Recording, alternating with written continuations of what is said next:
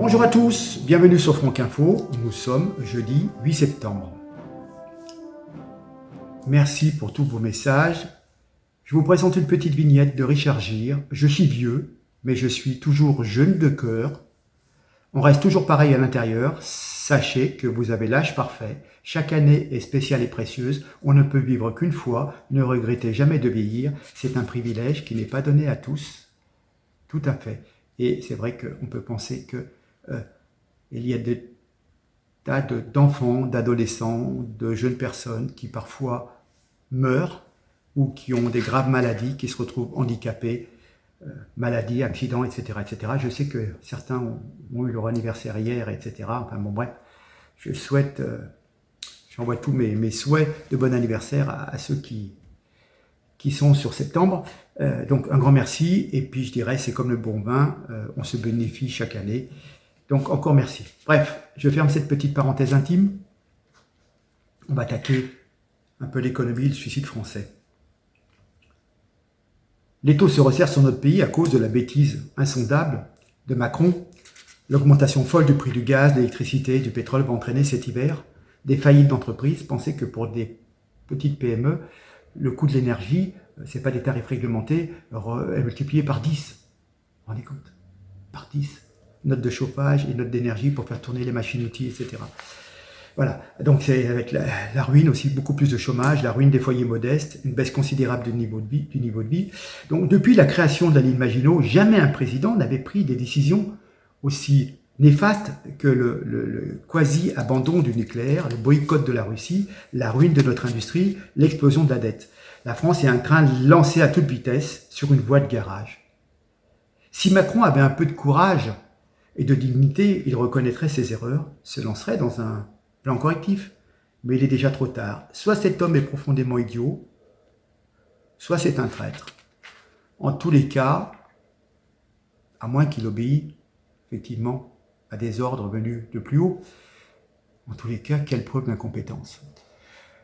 Regardez cette vignette quand même, des emprunts indexés sur l'inflation, fermeture de Fessenheim, sanctions contre-productives contre la Russie, 600 milliards de dettes en plus, Alstom, Alcatel, Technip, tous sont partis, destruction des services publics, l'hôpital, EDF, c'est marqué, cet homme nous ment, nous ruine, nous humilie, à cause de son incompétence et de son eurolatrie, cette folie européenne, la France est en train de sombrer. Voilà.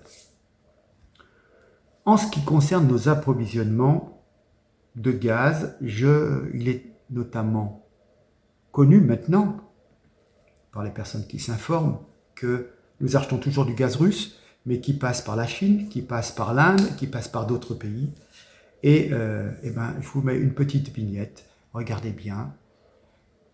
On multiplie par 10. On multiplie par 10 le coût de l'énergie, ça part à $300 de Russie, et puis, vas-y, je te passe, le transport, ça fait un petit peu le tour de la planète, c'est raffiné, ça arrive, etc., etc. Enfin bref, que ce soit du pétrole ou que ce soit du gaz, on multiplie par 10 nos achats, bravo, bravo, bravo, bravo. Alors, en termes de bêtises, on ne les arrête plus. Comment dire? Il y a un monsieur, c'est un professeur italien qui s'appelle Giorgio Parisi, qui est co-lauréat du prix Nobel de physique 2021, qui nous a expliqué, il y a 2-3 jours, à la télé italienne, dès que l'eau arrive à ébullition, on verse les pâtes et on baisse immédiatement le gaz au minimum du minimum, il précise même. Ce qui permet d'en consommer le moins possible, entre guillemets, entre parenthèses, d'énergie. On peut aussi totalement couper le gaz, les pâtes vont cuire quand même, mais dans les deux cas, n'oubliez pas de laisser le couvercle sur la casserole, c'est lui qui conserve la chaleur et permet la cuisson. On n'a plus de mots, je vous mets la photo de ce monsieur. Mais encore, certes, on va manger des pâtes, mais c'est gentil les pâtes, mais encore faut-il avoir du blé pour faire des pâtes. Et comme le blé, il vient de Russie et d'Ukraine, je ne sais pas si on aura beaucoup de pâtes à manger. En tous les cas, on va bouffer des patates. Mais, heureusement, ça aurait pu être pire. Heureusement que les Français ont fait barrage à l'extrême droite. Vous imaginez, on aurait pu être mêlé à une guerre, ne plus pouvoir se chauffer l'hiver, vivre dans l'insécurité, voir s'effondrer le service public et devoir appeler la Roumanie et la Pologne pour éteindre nos feux de forêt. Pauvre France. Oui, pauvre France, parce que, quelque part, certains ont voté Macron. Et voilà le résultat. Donc difficile de faire pire que Macron. Bref. Je continue toujours. Allons-nous devoir supporter un quasi-confinement énergétique à cause d'un manque criant de vision stratégique de nos gouvernants? C'est la directrice générale de l'IFRAP qui le dit, hein, c'est un centre d'études, ce qu'on appelle un think tank, des gens qui pensent pour nous. Regardez ce qu'elle dit. Alors je dirais quel gâchis, la France avec 56 réacteurs nucléaires avait toutes les cartes en main pour survoler les crises énergétiques et pour passer le cap de la voiture électrique dans les prochaines années. Vous savez ce que j'en pense de la voiture électrique. Or à cause d'un enchaînement de décisions infondées, nous sommes aujourd'hui en train de parler ni plus ni moins de rationnement et de coupure de courant à venir. Bientôt nous aurons des tickets de rationnement et des sanctions si on consomme trop d'énergie. Je vais vous dire, ils vont venir chez vous contrôler la température, je vais en parler tout à l'heure. L'hypothèse d'un rationnement de l'énergie cet hiver est désormais officiellement envisagée. C'est le résultat de l'aveuglement des pouvoirs publics qui, par idéologie et par légèreté, ont délibérément affaibli notre industrie nucléaire depuis 10 ans. Voilà. Hein, je ne résiste pas au plaisir de vous mettre la petite photo concernant un petit montage concernant Bruno Le Maire. Le prix Nobel d'économie russe 2022 a été attribué à Bruno Le Maire. Les travaux conduits par le lauréat ont introduit une nouvelle approche des sanctions économiques qui renforce l'économie de la Russie et effondre celle de la France. Oui, je crois qu'on en était... Ils ont fait 178 milliards de bénéfices, les Russes. Hein. Bravo. Hein. Voilà. Bien. Je passe à un autre sujet. La manifestation du 3 septembre qui a mystérieusement disparu. Je vais en parler, mais je tiens quand même à ouvrir une parenthèse que j'ai intitulée bientôt le retour de la Gestapo. Pourquoi? J'apprends qu'à partir du 1er octobre, en Allemagne, les rues seront patrouillées par les militaires car des troubles sont attendus en raison des factures de gaz et d'électricité. Dans ce but a été créé un commandement territorial de la Bundeswehr fonctionnant dans le cadre de la sécurité intérieure. Et une annonce dans le cadre de la loi de programmation sur la sécurité qui prévoit un effort financier de 15 milliards d'euros supplémentaires pour le budget, on annonce la création de 8500 postes de policiers et gendarmes en 5 ans, dont 3000 dès 2023. Une question. Plus de police pour arrêter les délinquants? Oui, d'accord. Ou pour traquer les opposants et aller contrôler chez les gens la température? Alors, je vais revenir à cette fameuse manifestation. Je vais vous en passer une trentaine de secondes. Destitution!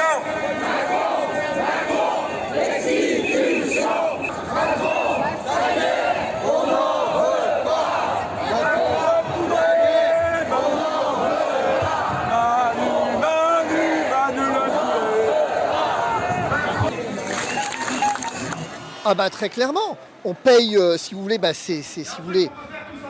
on paye le prix de l'incurie du gouvernement. Vous avez entendu que le gouvernement dit il faut payer le prix de la liberté. C'est pas le prix de la liberté, c'est le prix de leurs incuries.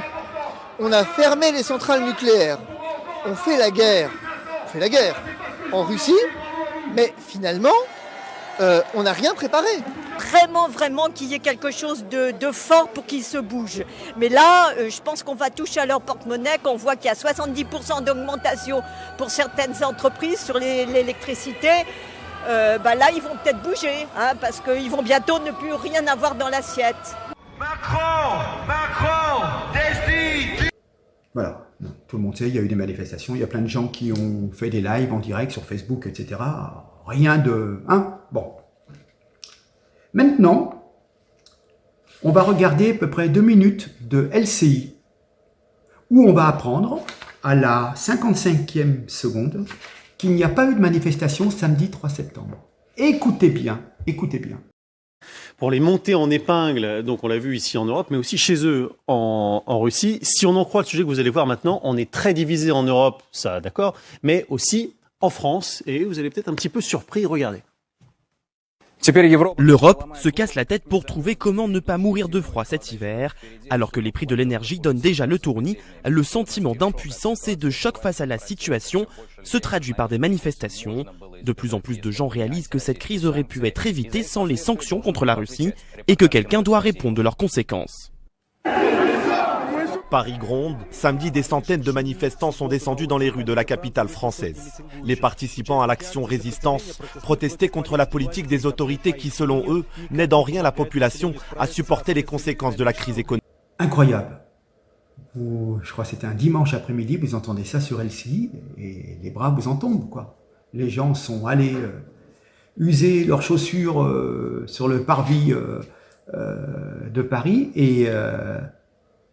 Alors évidemment, par exemple, Florian Philippot, alors là, j'en tombe de ma chaise, dire sur LCI que la manifestation de samedi à Paris n'a pas eu lieu pour dire que ce sont des fausses images et des tournements de la télévision sur russe. On est compte que dans la vidéo que vous venez de voir, on ose dire qu'ils ont récupéré des anciennes images pour faire croire que c'était le 3 septembre, alors que ce sont les vraies images. Donc, quand on parle de propagande russe, où est la propagande? Les Russes ont fait de l'information et c'est nos chaînes à qui on fait confiance, à qui on faisait confiance à une époque, qui font de la désinformation et qui font la propagande pro-Macron. Donc, je vous montre le tweet du présentateur qui nous indique « C'est une erreur regrettable, je suis désolé, nous le corrigerons naturellement ce soir. » Voilà, ils affirment des choses. Ah mais oui, mais ah oui. Puis le soir, ils vont dire « Oui, ben hier, on a dit ça, bon, c'était une erreur, et hop, ça passe comme ça. » Non, c'est un peu facile. Il ne s'agit pas d'une erreur, il y a carrément eu manipulation de l'info de la part de LCI et des personnes sur le plateau, c'est grave. Et ils osent dénoncer la propagande russe. Moi, LCI, je comprends pas. Hein. Comment des journalistes peuvent nous expliquer ce qui se passe en Ukraine et ils sont même pas foutus de savoir ce qui se passe à Paris? Mais c'est ce narratif qui est au service de Macron qu'il faut remettre en question. C'est vraiment un média collabo propagandiste du système. Voilà. Hein. Je continue. Le groupe TF1, donc avec LCI, et TMC. Et le clown triste, hein, Yann Barthès vient de l'avouer. Non, il n'invitera ni Éric Zemmour ni Marine Le Pen sur le plateau du quotidien. Voilà. Hein. Invité dans une émission sur RTL ce samedi 3 septembre, l'animateur a répondu sans détour sur l'absence de certains politiques dans le talk show de TMC. Donc, il y a plus grave encore, les patriotes se font de plus en plus bannir des réseaux sociaux, j'en sais quelque chose, vous aussi certainement, ces réseaux sociaux qui sont noyautés par les islamo-gauchistes. Vous rendez-vous compte que ils veulent faire taire même Ségolène Royal, pour une fois qu'elle disait quelque chose d'intéressant en disant on peut s'interroger sur certaines façons d'apprécier les choses, elle a osé mettre en cause la doxa officielle où tout le monde il est gentil en Ukraine et tout le monde il est méchant en Russie. Bref, stop à ces médias inféodés au système qui vivent grâce aux subventions. Voilà. Je vais parler du PSG. Le PSG en char à voile. Alors, les déplacements en jet privé du Paris Saint-Germain. Une petite phrase qui a du mal à passer. En pleine conférence de presse, l'entraîneur du PSG est sommé de s'expliquer sur le choix du club de faire le trajet aller-retour Paris-Nantes en avion. Excusez-moi, je me doutais qu'on allait avoir cette question-là. Pour être très honnête avec vous, ce matin, on a parlé avec la société qui organise nos déplacements. On est en train de voir si on ne peut pas se déplacer en char à voile. Plus tôt dans la semaine, c'est la SNCF qui interpellait le PSG après cette vidéo tournée dans un jet privé. Le club parisien se rendait à Nantes samedi pour un match de Ligue 1. Alain Krakowicz, le directeur de Voyage SNCF, a répondu sur Twitter. Paris-Nantes est en moins de 2 heures en TGV. Je renouvelle notre proposition d'offre TGV adaptée à vos besoins spécifiques pour nos intérêts communs, sécurité, rapidité, service et écomobilité. Alors, l'ironie de Christophe Galtier passe mal et suscite même un tollé politique à l'heure du réchauffement climatique et de l'appel à la sobriété énergétique.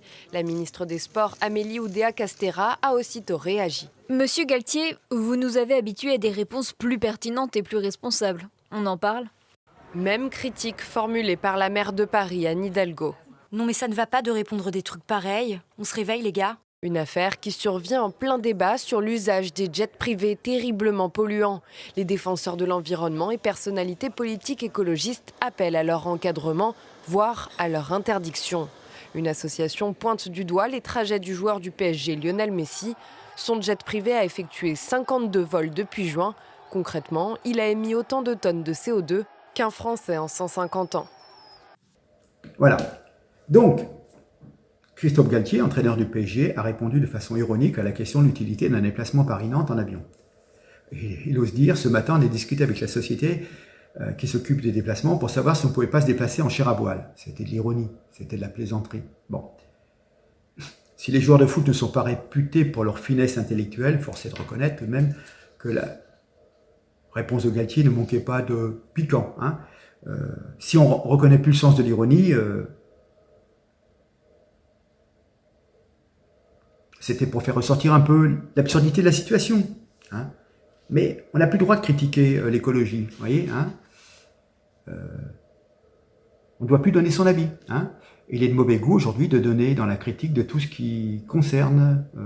On ne peut plus parler d'écologie, il ne faut pas dire qu'on aime la viande, il faut parler du vélo, il faut détester la voiture, l'avion, il faut être pour l'éolien, la transition énergétique. Voilà. Donc, Galtier a déchaîné les foudres médiatiques, politiques, d'Anne Hidalgo, la ministre des Sports, voilà. Hein, donc, il a été sommé de rentrer dans le rang. Hein. On est revenu à l'Inquisition, avec des excuses publiques imposées, devenues obligatoires, sans lesquelles il sera persona non grata. C'est de la constriction, c'est de la contrition, hein. Mea culpa, mea culpa. Et donc, il a fait son mea culpa. Il a dit, évidemment, c'est pas le moment de tenir ses propos, je regrette, c'est une blague de mauvaise qualité.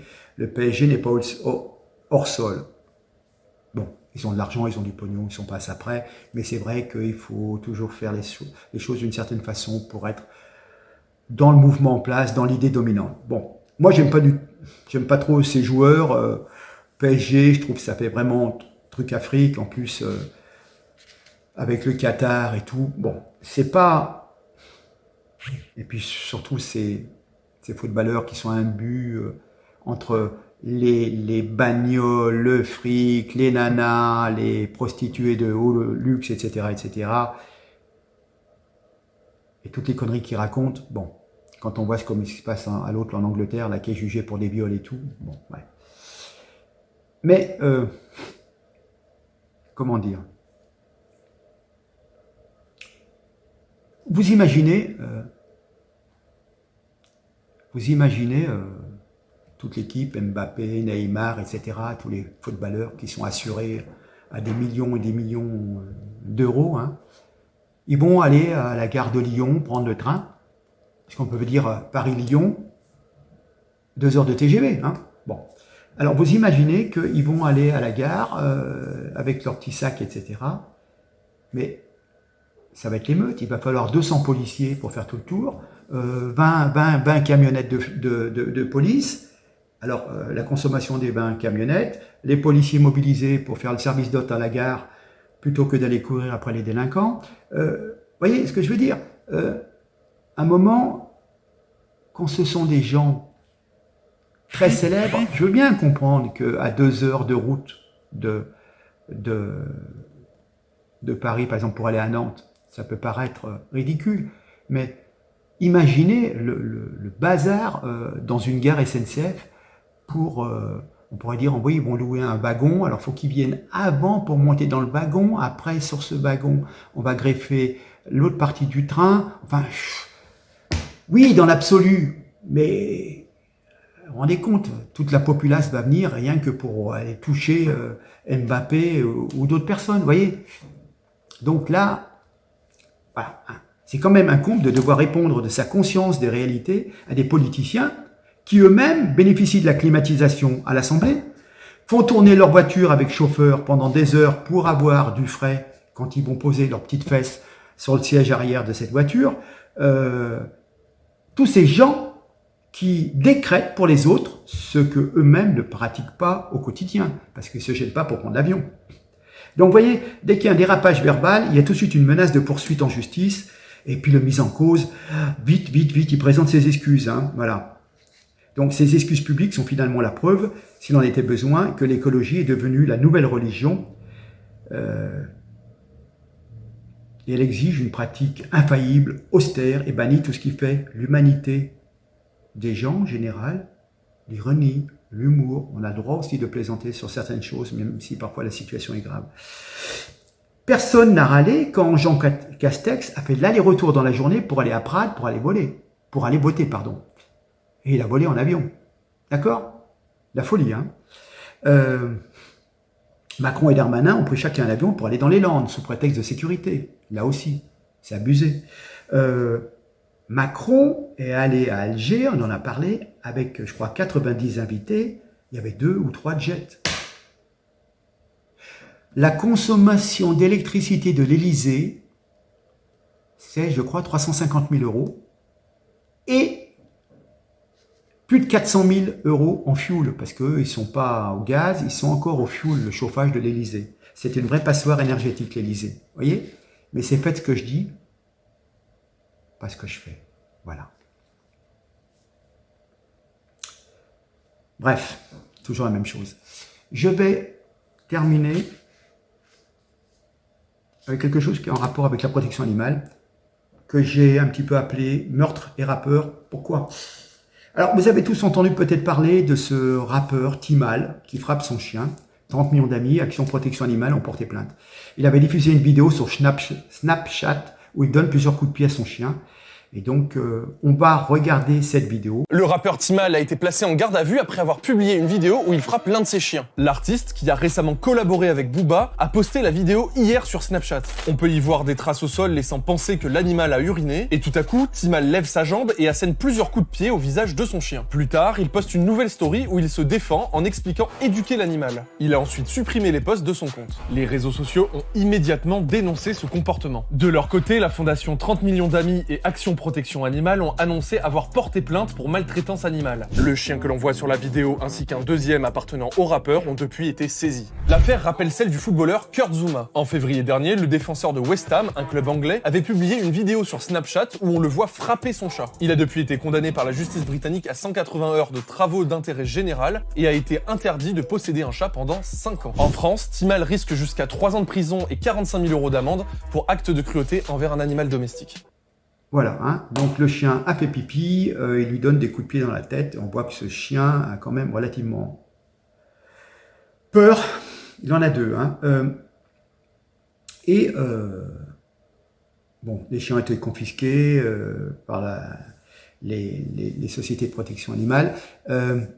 Et d'après les rapports de la présidente d'Action Protection Animale, les chiens sont très craintifs de la main de l'homme. Voilà, hein. Ils ont des plaies, des égratignures. On ne peut pas leur toucher la tête dès qu'on approche la main, ne serait-ce que pour les caresser. Ils ont tout de suite, tellement ils ont peur de prendre des coups. Ils doivent avoir le crâne un petit peu endolori et tout par les coups de pied qu'ils ont reçus. Voilà, hein. Et j'ai parlé de meurtre. Pourquoi? Ben, une parmi d'autres. Hein. Je crois qu'on en est à 79 ou 80 femmes tuées, si ce n'est plus. En l'espace de 3 jours encore, à Villeurbanne, une femme poignardée à mort en présence de ses 2 enfants. Il y avait même un titre où c'était marqué « Un Algérien éventre sa femme ». Voilà. Le drame s'est déroulé en présence de 2 enfants du couple âgés de 9 et 19 ans, ainsi que d'un enfant de 5 ans qui était gardé. Donc il n'était pas présent. Le mari s'est ensuite rendu au commissariat pour se constituer prisonnier. Voilà. 50 ans, poignardé à mort dans un appartement de Villeurbanne, en limitrophe de Lyon. Voilà. A été déclarée morte sur place, malgré l'intervention rapide de secours. Son mari algérien a été constitué prisonnier. Voilà. Hein. Voilà. Alors, ce que je voulais simplement dire, c'est que, vous savez, quand on parle de l'immigration, les chances pour la France, enfin, ces chances pour la France, soit ils tuent leurs femmes, soit ils tapent sur leurs bêtes, leurs animaux. Franchement, c'est quand même des mœurs un peu spéciales. Puis alors, quand ils sont dans la rue, ils s'acharnent sur les citoyens français en général, et puis sur les personnes âgées. Également, on a vu l'histoire de cette petite dame qui a été, pour 10 € fracassée, qui s'est retrouvée à terre, toute couverte de bleu. Bref, voilà, c'était à Cannes, oui. heureusement, je crois que les trois crapules ont été identifiés par les caméras, quelque chose comme ça. Voilà. Donc, c'est sacrée chance pour la France, franchement. Alors, j'ai fini. Je vais en espèce de bonus vous mettre, parce que cette vidéo, d'après TF1, il n'y a pas eu de manifestation. Je vais vous mettre l'intégralité de ce reportage sur la vidéo du 3 septembre. D'accord, pour terminer, comme ça on arrivera à la demi-heure, vidéo du 3 septembre. Voilà, je termine comme ça. Je vous remercie en tous les cas. J'espère que on va augmenter un petit peu au niveau des vues. Les 2-3 dernières ont été relativement calmes. Bon, bref, je compte sur vous pour partager un maximum. Merci en tous les cas pour les liens qui existent entre nous. Et puis, on forme une espèce de petite communauté. En tous les cas, j'en suis ravi. Et puis, ravi pour vos likes, pour vos commentaires, etc., etc.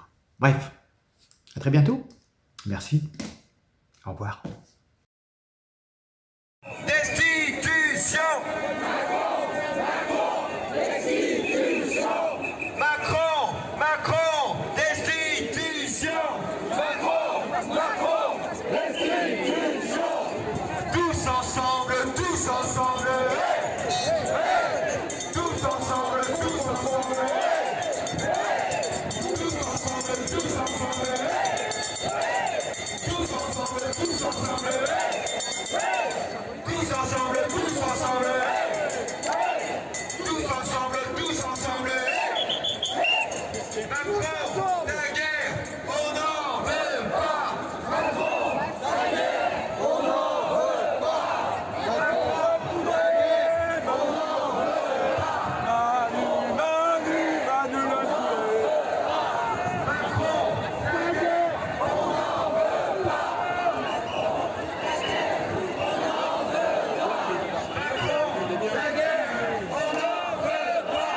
Macron, la guerre, on n'en veut pas. Manu, Macron, la guerre, on n'en veut pas.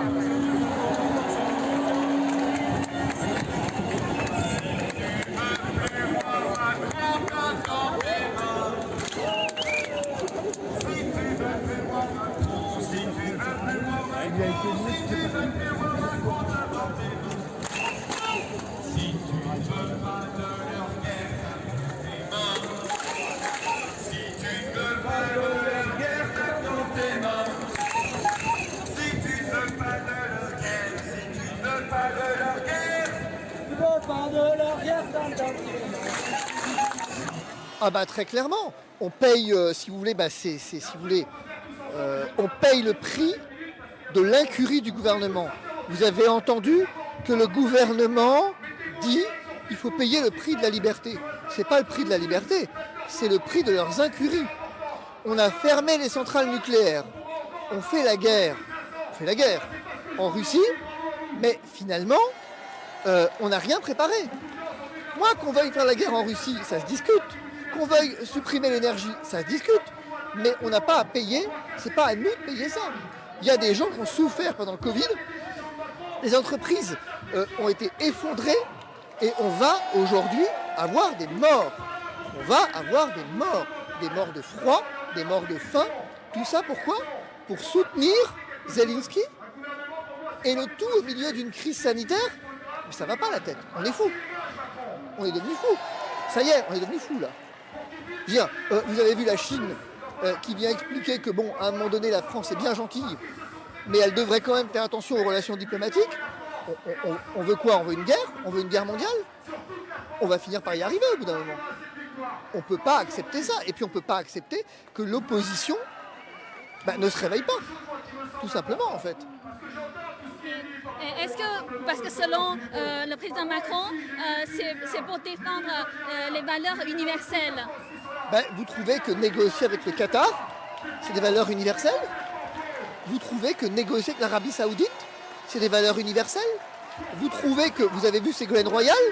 Ségolène Royal, elle ose interroger la vérité officielle, on la menace de plainte. C'est ça les valeurs? C'est quoi les valeurs universelles quand on a discriminé 6 millions de personnes qui n'ont pas voulu se faire vacciner et obéir?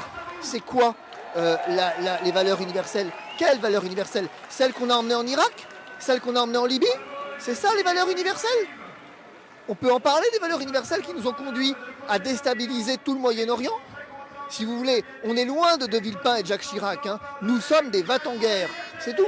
On a Emmanuel Macron, qui a pris son habit de général en chef des armées et qui, effectivement, aujourd'hui se prend pour un militaire qu'il n'est pas et veut absolument aller à la guerre. Il veut aller à la guerre pour masquer l'échec patent et flagrant de sa politique et notamment de l'atteinte aux libertés de jamais égalées sous son gouvernement, c'est tout.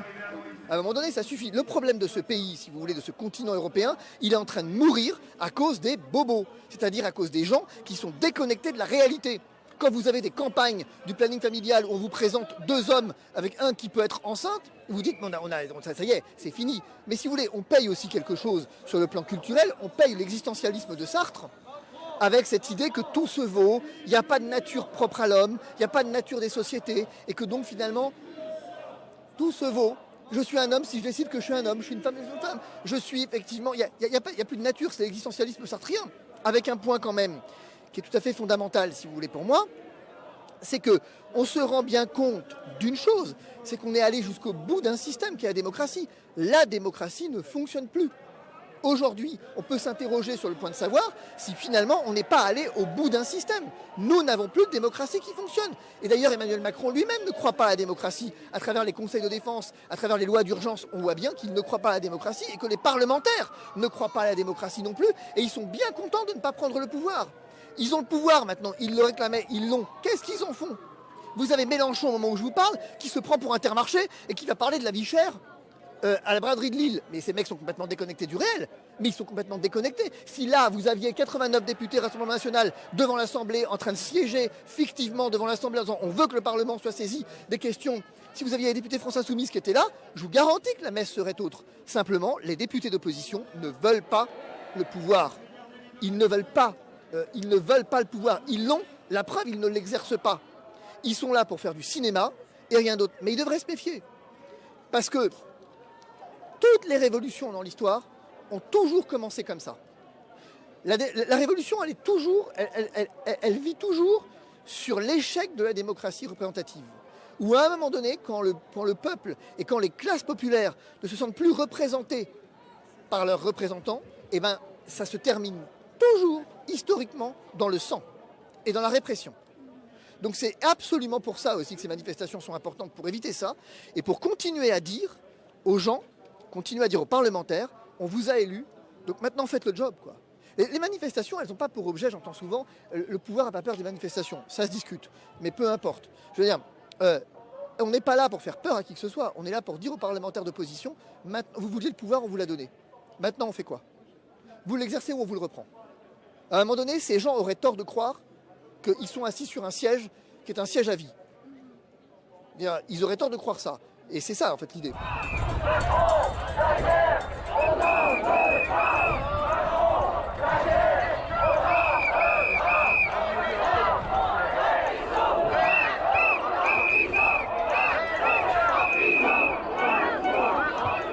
Écoutez, c'est très simple. Soit on retrouve la voie de la raison, ça veut dire une alliance avec la Russie, revenir sur les sanctions absurdes et vraiment illégitimes qui ont été prises par l'Europe contre la Russie. L'Union européenne a besoin de la Russie pour avoir un approvisionnement en énergie à bon prix. Point. Donc il faut retrouver les voies de la raison et l'alliance franco-russe me semble être l'avenir serein de la France et de l'Europe. L'impact des sanctions a été l'inflation directement, mais pas seulement les sanctions. La politique énergétique menée depuis des lustres par l'Europe a créé la situation économique actuelle avec une inflation des coûts de l'énergie. Et ce n'est pas la Russie qui est à l'origine de cette crise énergétique, c'est l'Europe, Madame von der Leyen et toutes les mesures qui ont été prises par l'Europe contre la Russie. Ce n'est pas la Russie qui est à l'origine de cette crise. Et puis toutes les mesures qui ont été contre l'énergie nucléaire prises par les gouvernements français ont fait que la France est dans une situation difficile sur le plan économique. Je manifeste pour que la France puisse rester un pays indépendant, un pays de paix, un pays de prospérité pour mes enfants, et qu'on ait des systèmes qui fonctionnent, sanitaires, électriques et tout. et pour qu'on ne s'enfonce pas dans une guerre qui n'est pas la nôtre. Les mesures contre la Russie font que la Russie a une des meilleures économies du moment. Donc elles ont été complètement dysfonctionnelles, même ils ont fait l'effet contraire. En revanche, oui, nous, on s'enfonce dans l'inflation, dans les pénuries, dans les manques d'énergie. Donc c'est complètement injuste et le résultat est complètement nul par rapport à l'objectif. Sur ma facture, j'ai à peu près entre 15 et 20%, donc ce n'est pas 8% comme le gouvernement le dit. Je ne supporte plus ce président qui n'a aucune légitimité, qui est en train de ruiner la France, de la piétiner, de piétiner ses valeurs, de piétiner son histoire, de piétiner les gens. Et ça suffit. Donc maintenant, on veut qu'il parte et vite. Et quand on voit la léthargie de tous les partis politiques autour de lui, qui savent très bien que c'est une vraie mascarade, qu'il a derrière les États-Unis et l'Europe, et Soros et tout ça, et Davos, tout le monde sait que c'est une grande duperie. Et tous les partis ne disent rien. À l'Assemblée nationale, ils disent rien. En plus, là, ils sont en vacances, alors ils ne risquent pas de dire quoi que ce soit. Voilà, donc c'est ulcérant. On voit notre pays qui est en train de sombrer pour quelqu'un qui vraiment l'a vendu aux forces étrangères, à l'OTAN, à l'Europe, à tous les milliardaires. Voilà, on sait qu'il a vendu et il s'en est mis plein les poches. C'est clair. Et comment vous voyez l'avenir ou cet été, cet hiver, comment vous voyez cet hiver, les choses, comment va évoluer? J'espère que les gens vont prendre vraiment conscience parce que les gens sont tellement habitués à ne pas bouger, à tout accepter, qu'il faudra vraiment qu'il y ait quelque chose de fort pour qu'ils se bougent. Mais là, je pense qu'on va toucher à leur porte-monnaie, qu'on voit qu'il y a 70% d'augmentation pour certaines entreprises sur l'électricité. Là, ils vont peut-être bouger, parce qu'ils vont bientôt ne plus rien avoir dans l'assiette. Macron, destitution. Macron, destitution. Macron, destitution. Macron, destitution.